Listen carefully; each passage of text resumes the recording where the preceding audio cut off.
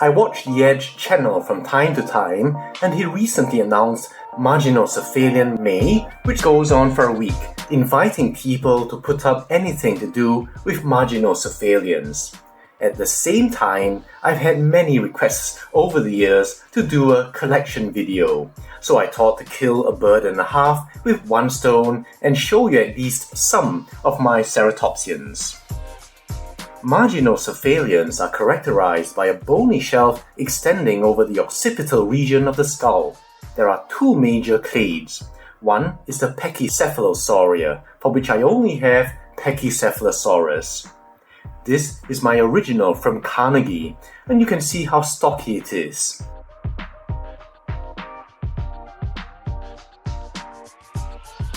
This is my updated one from PNSO. Now notice the very different proportions. This is a group that's been reduced by synonymization of various species, and except for skull remains of various qualities, they're in general poorly known. The other is what we're really here for, the Ceratopsia. Now this is my sometimes second favorite group, along with the Hadrosaurids, and far better known, with a lot more complete fossils. I have a lot of these, but I'll focus mainly on mass-produced ones that most of you will have, and I'll show them by brands as I was slowly introduced to collecting. Before the Chinese companies started coming up, the two main lines that gave me my models were Safari Limited and Collectae. My first introduction to serious dinosaur models was the Carnegie collection. Safari Limited produced these, and my very first Ceratopsian is this one, the Triceratops. In keeping with the interpretations of the time, notice the very stocky and elephantine appearance, from the skin to the pillar-like legs. It's nice to have a vintage model of this very famous Ceratopsian. And next was this Protoceratops, my first introduction to a diorama-like presentation showcasing a day-in-the-life scene. Now very cute how the features just get melted together at this scale.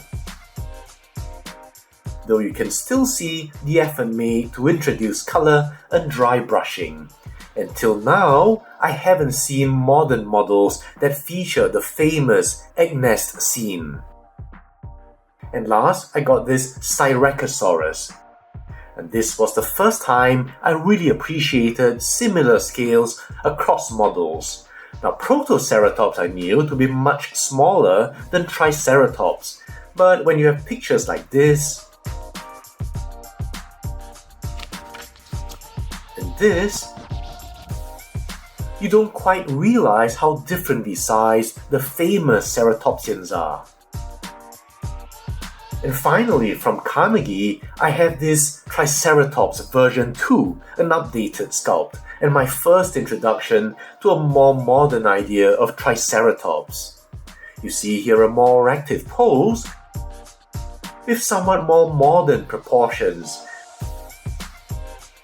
with the mouth open as if moving very fast towards a rival male or a T-Rex. It's also really nice to see some smoother blending of colors in this model. We're really starting to move towards modernity here. I'm really surprised that Carnegie didn't actually produce more Ceratopsians as far as I know, but at least they got the childhood tree that always featured in my children's books, and you can see this wonderful collection gave me a taste of many firsts, which is why it will always have a special place in my heart. After the Carnegie collection ceased, much to my sadness, I continued getting models from the Safari line, and from this, I have a few nice ones. My first Pachyrhinosaurus was this one. Pachyrhinosaurus was unusual when I was very young, as being one without a nasal horn. Even though I still remember a time when only 2 skulls were known, and there was doubt if the pad represented a huge broken horn. The proportions are a bit too lanky for my liking, but it's a nice sculpt with a simple color scheme, yet pleasingly faded in various areas. And despite the big hands, correctly clawed. The right dorsiflexion here clearly shows that digits 4 and 5 were generally non-weight bearing. I think was an earlier example showing the move towards increasing fineness of detail. I believe one of the great Doug Watson's earliest Ceratopsians. Diabloceratops was one of my earlier introductions to Ceratopsians away from the usual few in children's books. These two devil horns are a real attraction, as you might imagine. And I remember being really impressed by the form of the mouth,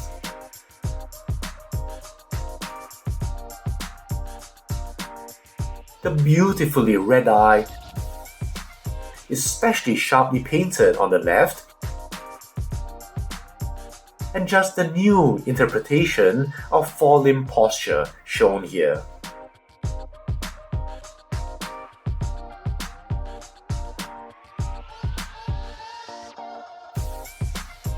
Then here's Wagaceratops. The overall form is nice and pretty modern. Especially look at how nice the sculpt of the beak looks.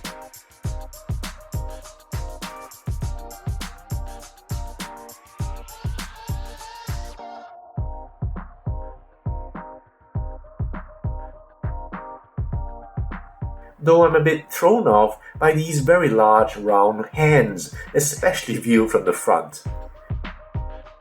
Nowadays, we know it as a possible Chasmosaurus ervinensis, and it's my only representation of this animal.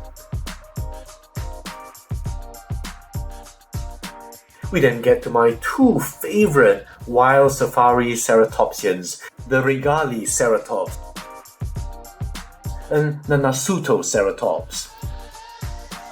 First of all, look at this. You won't find them too far off any modern skeletal of the Ceratopsian bowplan.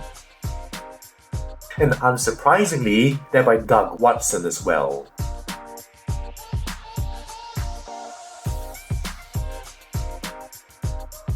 Then look at the Regaliceratops. You can see all the wonderfully and intricately sculpted detail. Look at the different morphology of scale running down these ridges, the fine mosaic in the frill, and my favorite, blue eyes. Then in the body, look at the sculpting here. The smaller ones fitting in with the scattered feature scales.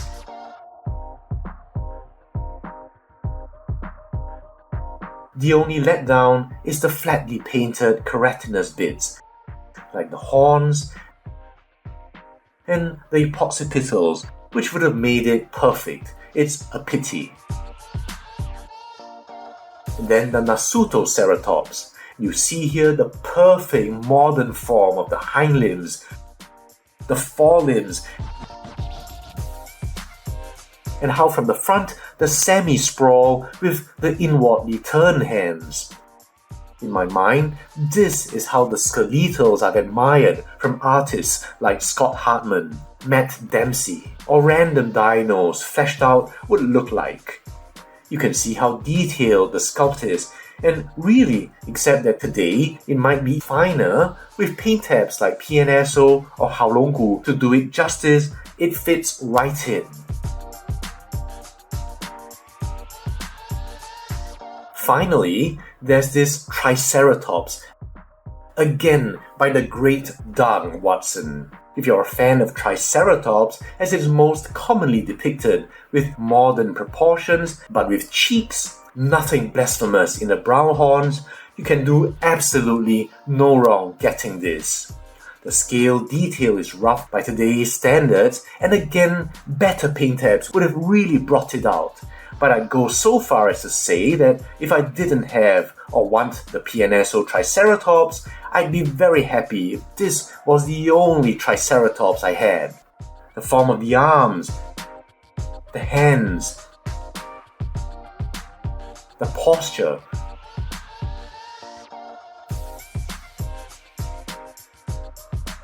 The pose and suggestion of impending action, all of this makes this a total winner. In fact, if the scale detail was finer and the paint tabs as for PNSO or Haolongku, this would be my favorite Triceratops model. I'm still a traditionalist.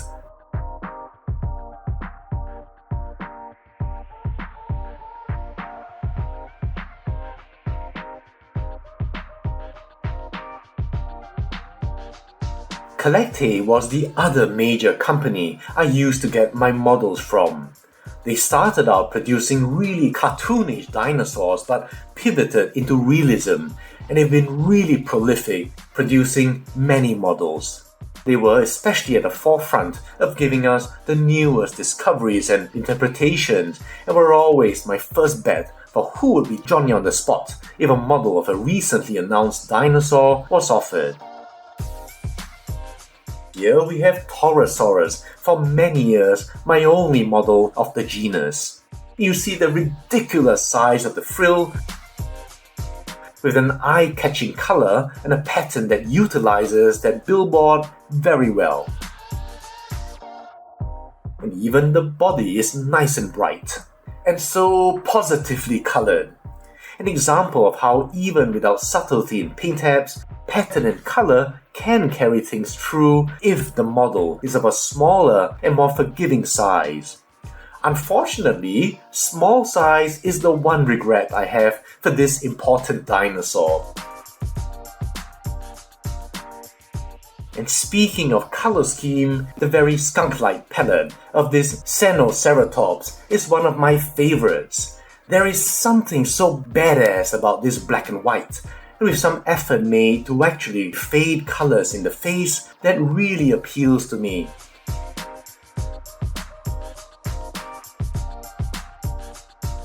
Highlight that with the bright red in the frill and the nose, and the whole thing just pops. Look at the black horns and the epijugals against the white epoxipitals, and then the alternating white-black down here.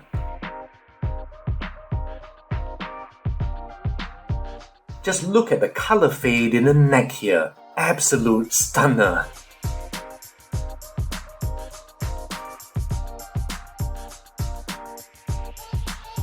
This motif is repeated here in the tail quills, which, by the way, is one of Collectae's trademark features for their later Ceratopsians ever since Psittacosaurus.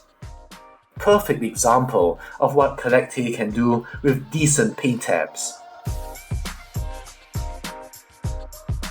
I don't generally buy dinosaurs named on very fragmentary remains, but a rare inclusion is Mercuriceratops. It's my favorite example of irrational exuberance, where just two squamosal fragments excites depictions of how the rest of the head looks like.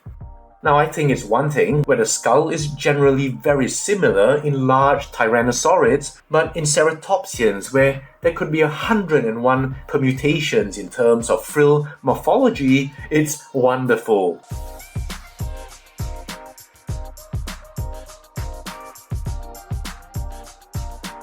And superficially, of course, I like blue.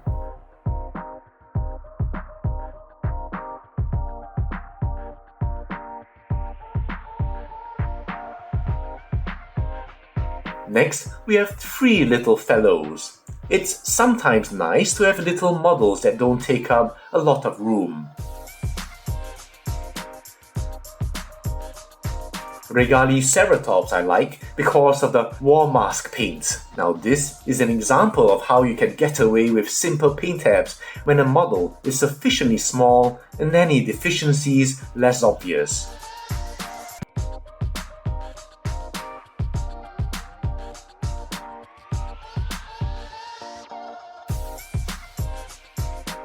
I also like the unusual downward bias of the pose, as if arresting motion or digging in.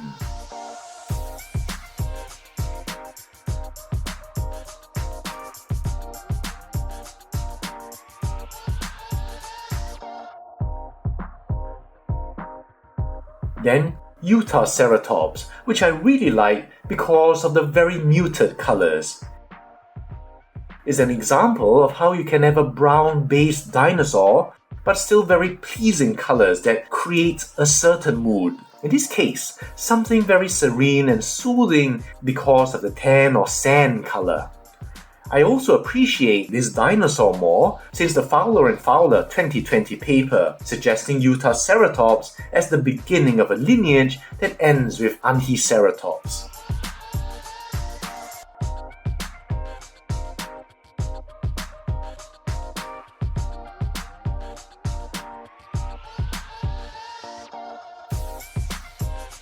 And finally, the Ineosaurus. It was a real surprise the first time I learnt of it in this Doug Henderson painting and noticed immediately the procurved nasal horn. I've never had a single model except for this. Nice and small, it has some inaccuracies in the arms, but otherwise still a cute and compact model.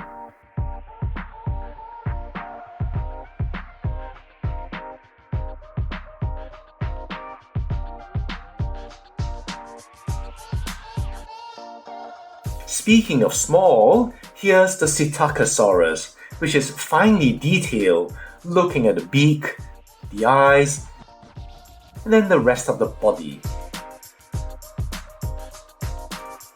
And down to those infamous quills. And with the smooth paint application, it's an example of what Collectate can do if it bothered.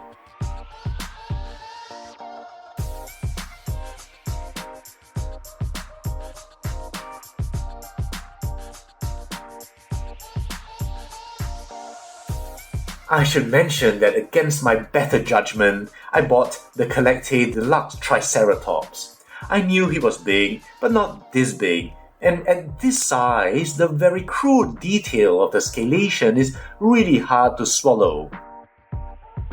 So too, the crude paint application that you easily overlook on a much smaller figure cannot be ignored here. The whole thing looks like a doll or a toy, and I'm giving it away to a children's charity. We then come to more modern times, and there's no need to go into too much detail as I've reviewed almost all of these, but first of all, we have PNSO.